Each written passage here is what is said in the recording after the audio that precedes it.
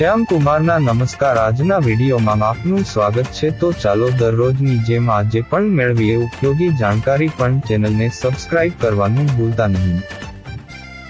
તાજેતરમાં એક સંશોધનમાં ખુલાસો થયો છે કે તમારા નાસ્તાના અને જમવાના ટાઈમિંગમાં અનિયમિતતા હશે તો વેઇટ લોસમાં સમસ્યા થઈ શકે છે. જો તમારા માટે વજન ઘટાડવું સરળ નથી તો ક્યાંક ને ક્યાંક તમારી રીત ખોટી છે. તમે તમારી આસપાસ ઘણા લોકોને વેઇટ લોસ માટે અથાગ પરિશ્રમ કરતા જોયા હશે. હા, એ વાત અલગ છે કે તેની રિયલ ટેકનિક જાણતા લોકો ઓછા હોય છે. વેઇટ લોસ માનીએ તેટલું અઘરું પણ નથી હોતું, સિવાય કે તમને કોઈ મેડિકલ સમસ્યા હોય. જો તમે એક નોર્મલ મેડિકલ હિસ્ટ્રી ધરાવતી વ્યક્તિ છો તો તમારા માટે વેઇટ લોસ એ નોર્મલ પ્રક્રિયા હોઈ શકે છે. પરંતુ જો મહેનત કરવા છતાં પણ તમારું વજન ઘટી રહ્યું નથી તો માનજો કે તમે ક્યાંક ને ક્યાંક કોઈક ભૂલ કરી રહ્યા છો.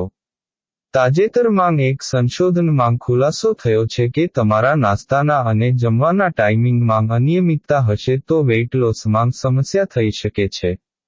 જો તમારા માટે વજન ઘટાડવું સરળ નથી તો ક્યાંક ને ક્યાંક તમારી રીત ખોટી છે.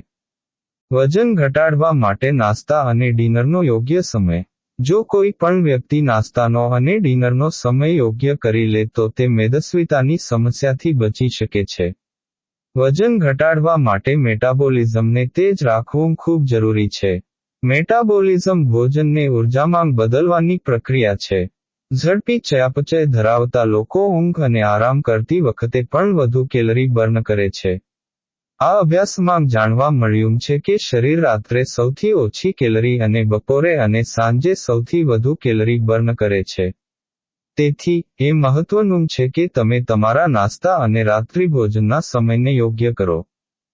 વજન ઘટાડવા માટે નાસ્તો ક્યારે લેવો?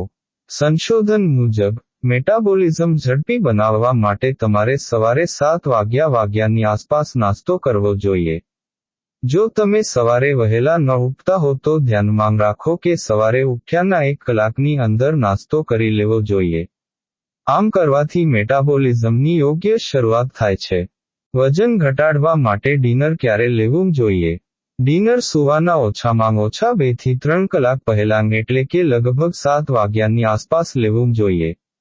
તમે રાતે 10 વાગ્યે ડિનર લઈને રાતે 12 વાગ્યે સૂઈ જશો એ બિલકુલ નહીં ચાલે. મોડામાં મોડું 8 પહેલા ભોજન લઈ લેવું જોઈએ.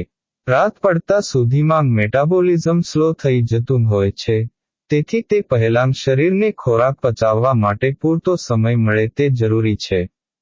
તેથી, રાત્રે સૂવાના 3 કલાક પહેલા ડિનર લો અને 11 વાગ્યા પહેલા સૂવાનો આગ્રહ રાખો. બીજું શું છે અગત્યનું? સંશોધનમાં દિવસમાં 2 થી 3 ભોજન, ખાસ કરીને નાસ્તો અને દિવસનું છેલ્લું ભોજન ખાવાનું સૂચન કરવામાં આવ્યું છે. સંશોધનમાં કહેવાયું છે કે વ્યક્તિએ મોડી રાત્રે નાસ્તો કરવાનું ટાળવું જોઈએ અને 12મી 16 કલાક સુધી ઉપવાસ કરવો જોઈએ. આ સમયપત્રકને અનુસરવાથી કોલેસ્ટ્રોલ, શરીરમાં બળતરા અને ભૂખ ઓછી થવામાં મદદ મળી શકે છે. વધુમાં, તે શરીરની 24 કલાકની બાયોલોજિકલ ક્લોકને સુધારે છે. તે તમારી ઊંઘની પેટર્ન, હોર્મોન રિલીઝ, ભૂખ, પાચન અને શરીરનું તાપમાન નિયંત્રિત કરે છે અને વજન વધતું અટકાવે છે.